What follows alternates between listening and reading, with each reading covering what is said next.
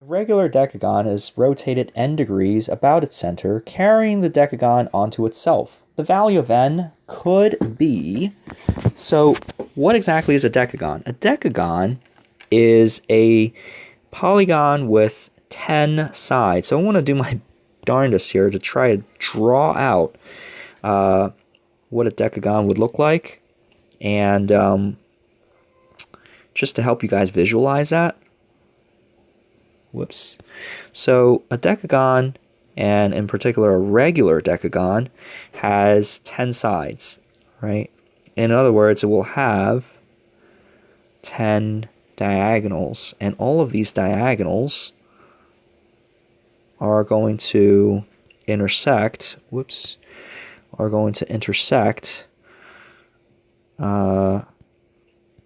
at this common point there, okay?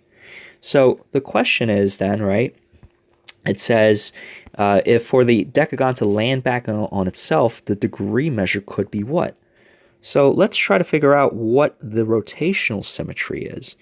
So if you notice, I have here in this decagon, all of these side lengths are the same, right? And all of these half diagonals, okay, they are also all going to be the same length. So that means what I'm dealing with is I have 10 isosceles triangles in here. So if I take 360 and divide that by 10, I will then be able to figure out one of these angles. And one of those angles will be 36.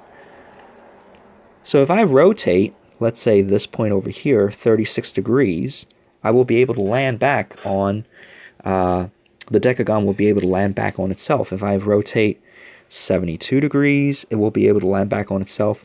If I rotate 3 times 36, so 108, it will be able to land back on itself. So in other words, for the decagon to land back on itself, the decagon would have to rotate a multiple of 36 degrees. So in other words, in the options here, we're looking for an angle measure that will be a multiple of 36 degrees. Is 10 degrees a multiple of 36? Definitely not. What about 150? So 150, right? The best way to figure out whether or not it is a multiple or not is to break up the number into its factors. So I can see here that 150 is 15 times 10, and no way can I get 36 from this, right?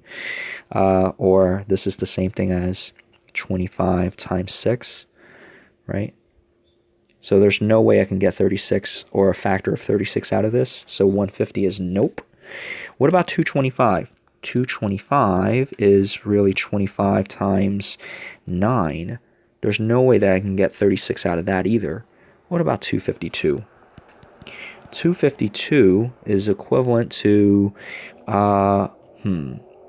actually, yes, this is, because if I take 252 and this is equivalent to 36 times 7, right? So 252 is a multiple of 36. So option 4 is the best fit.